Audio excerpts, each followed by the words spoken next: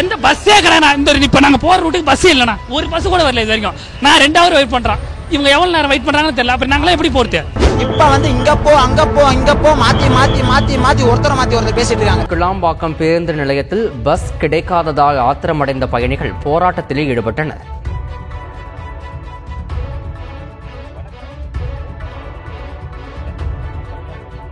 பொங்கல் பண்டிகையை முன்னிட்டு சொந்த ஊர்களுக்கு மக்கள் படையெடுத்திருப்பதால் திருச்சி சமயபுரம் அருகே தேசிய நெடுஞ்சாலையில் 5 கிலோமீட்டர் தூரத்திற்கு வாகனங்கள் அணிவகுத்து நின்றன. அந்த கன்ஃபியூஷன் வந்து படிச்சவங்களுக்கு இருக்கும்போது படிக்காதவங்களுக்கு ரொம்ப கஷ்டம். நான் புக் பண்ணிருக்கேன் ஆன்லைன்ல, அதுல கோயம்பேடுன்னு போட்டிருக்குது. ஆனா வாட்ஸ்அப் மெசேஜஸ்ல எல்லாம் பாத்தீங்கன்னா கிளம்பாக்கம் வரணும்னு போட்டிருக்கு. ஆனா இங்க வந்து கேட்டோம்னா ஒருவேளை இங்க இல்ல கிளம்பாக்கம் தான் போகணும்னா நீங்க என்ன பண்ணுவீங்க? இங்க இருந்து எப்படியே 1 hour ஆகும் சார் கிளம்பாக்கம் போனா. அதுக்குள்ள பஸ் போயிடும். கேட்டா நம்ம மேலதான் ப்ராப்ளம் சொல்லுவாங்க.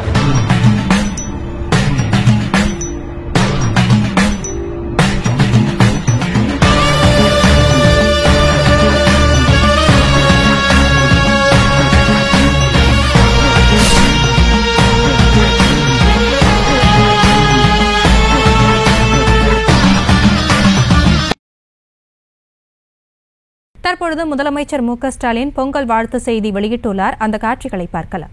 பொங்கலோ பொங்கல். தாய் தமிழ்நாட்டு மக்கள் எல்லோருக்கும் என் இனிய தமிழர் திருநாள் மற்றும் பொங்கல் நல்வாழ்த்துக்கள்.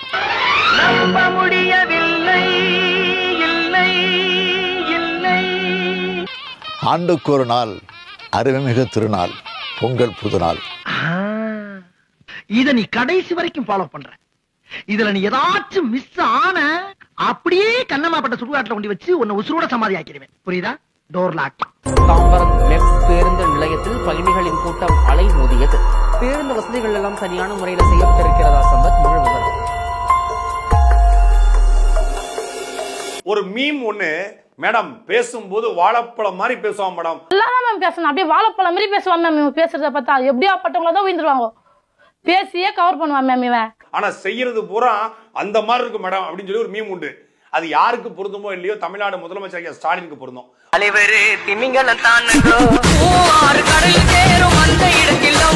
பேசும்போது நல்லா வாழைப்பழம் மாதிரி பேசுவாப்புல.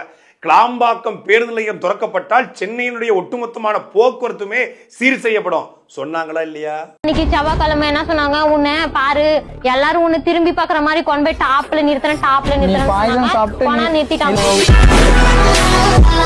கோயம்பேடு பேருந்து நிலையம் படிப்படியாக குறைக்கப்பட்டு அடுத்த வருஷத்துல ஒரு அருமையான திட்டம் வரப்போகுது அப்படின்னு சொன்னாங்களா இல்லையா? கிளாம்பாக்கம் பேருந்து நிலையம் திறக்கப்பட்டு 12 நாள் ஆச்சு. சென்னையில இன்னும் டிராபிக் இருக்க. இப்போ யாரு மூஞ்ச பாக்குறது?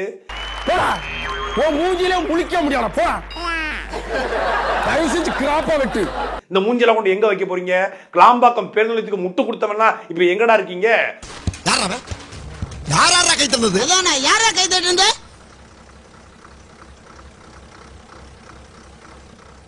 கிளாம்பாக்கம் பேருந்து நிலையம் திறக்கப்பட்டு 12 நாட்கள் ஆன பிறகும் இப்ப பொங்கலுக்கு ஊருக்கு போறவங்க சென்னை கோயம்பேடு பேருந்து நிலையத்திலிருந்தே போகலாம் அப்படின்னு தமிழ்நாடு அரசு அறிவிப்பு கொடுத்திருக்கு.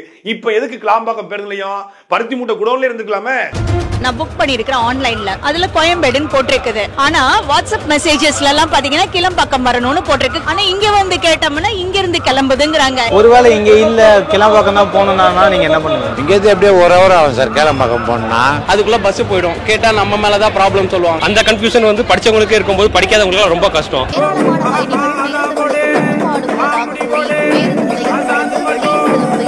தொடர்ச்சியாகவே சென்னையில பாத்தீங்கன்னா இன்று மாலை இடங்கள்ல பாத்தீங்கன்னா வரக்கூடிய வாகனங்களுடைய எண்ணிக்கை அதிகமாக. கிளாம்பாக்கம் பேருந்து நிலையம் திறந்தா போக்குவரத்து நெருக்கடி குறையும்னு சொல்லிட்டு இப்பதான் அதிக போக்குவரத்து நெருக்கடியா இருக்கு. பொங்கல் பண்டிகை கொண்டாட மக்கள் தங்கள் சொந்த ஊர்களுக்கு வாகனங்களில் படையெடுப்பதால் சென்னையில் கோயம்பேடு முதல் மதுரவாயில் வரை கடும் போக்குவரத்து நெரிசல் ஏற்பட்டுள்ளது.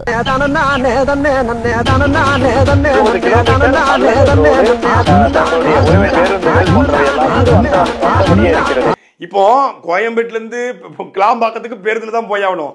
அந்த பேருந்து எப்படி போவோம்? அதே ரோட்ல தான் போவோம், அதே மதுரவாயில் பைபாஸ்ல தான் போவோம், அதே ரோகிணி தேட்டர் வாசல்ல தான் போவோம், அதே டிராபிக்.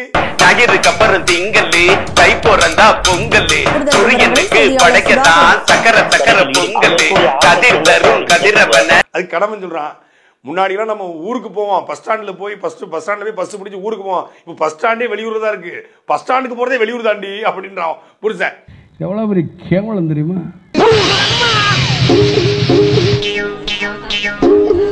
இது மினி டிஃபன் சொன்னாங்க, 135 rupees சொன்னாங்க. 135 இதுல என்ன வறுத்து இருக்குன்னு எனக்கு தெரியல.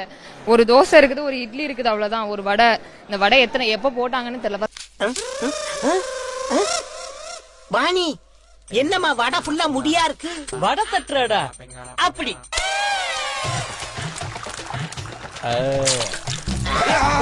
மினி டிஃபன் இதுல வர்த்தே இல்ல. 135 rupees இதுல என்ன இருக்குது பாத்துக்கோங்க. இதுல என்ன இருக்குன்னு பாருங்க. இதெல்லாம் டேஸ்ட் என்ன வயசுல இருக்குதுன்னே சத்தியமா தெரியல. அதுவே கம்மி தாங்க. ரோட் சைட் ஃபுட்லாம் சாப்பிட்டு பாருங்க, அதுவே ஒரு மாதிரி வர்த்தா சுட சுட கிடைக்கும்.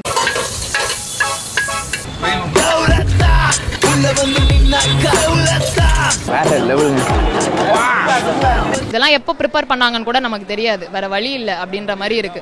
என்னையா சாப்பாடு? ரைஸ் நன்னவே இல்லையே. கீரைல உப்பு ஜாஸ்தி, உருளைக்கிழங்கு வேகவே இல்ல. கிளாம்பாக்கம் பேருந்து நிலையம் திறந்தவ கூட குறைந்தபட்ச போக்குவரத்து நெருக்கடி கூட சரி செய்யப்படலையே. அப்ப 400 கோடி என்ன ஆச்சு? அண்ணாச்சி விக்க வச்ச அண்ணாச்சி 400 கோடி என்னாச்சு? கிளாம்பாக்கம் பேருந்து நிலையத்தில் பஸ் கிடைக்காததால் ஆத்திரமடைந்த பயணிகள் போராட்டத்தில் ஈடுபட்டனர். எந்தெந்த பகுதிகளுக்கு செல்லக்கூடிய பேருந்துகள் கிடைக்காததால மக்கள் இந்த போராட்டத்தில் ஈடுபட்டிருக்காங்க. அவர்களுக்கான பேருந்து வசதிகள் எதுவும் ஏற்பாடு செய்யப்பட்டிருக்கிறதா? இது தொடர்பான முழு விவரங்கள் என்ன சொல்லுங்க என்று ஐயா ஸ்டாலினை பார்த்து பல பேர் கேட்கறாங்களா? அதுக்கு என்ன பதில் சொல்ல போறீங்க?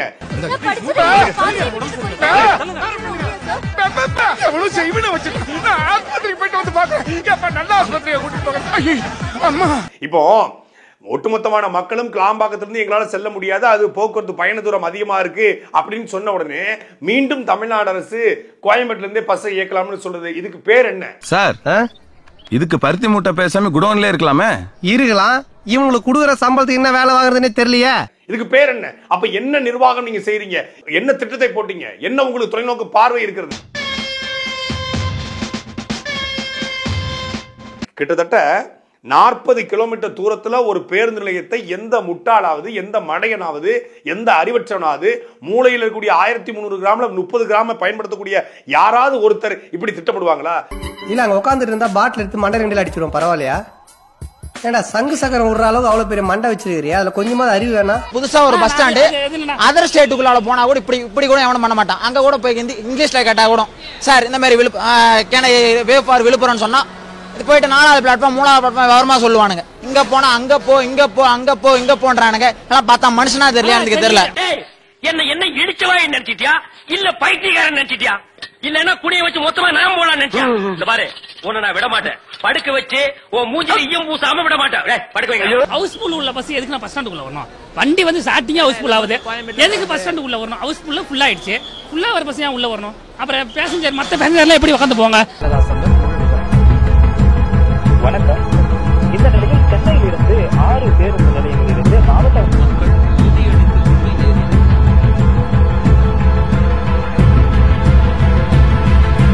பஸ் ரூட்டே விட மாட்டாங்க. அந்த பக்கம் திருச்சி, கடலூர், விழுப்புரம் இது விடுறாங்க. அப்ப மத்த ஸ்டேட் உள்ளவங்களாம் எப்படி போறது? இல்ல மத்த ஊருக்கு போறவங்களாம் எப்படி போறது? தமிழ் ஆள் யாருன்னா இருக்கே இதுல? இவனை தவிர மிச்சம் வண்டியில இரு.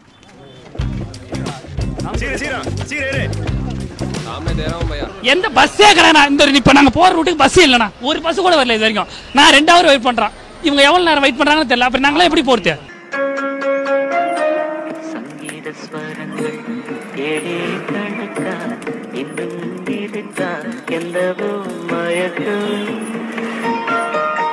ஸ்டார்ட் பண்ணு.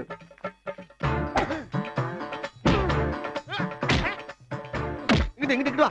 அப்படியா? படைக்கலடி மண்டையில மட்டும் அடிச்சிடாத, கொலைகேசல் உள்ள போயிருவேன்.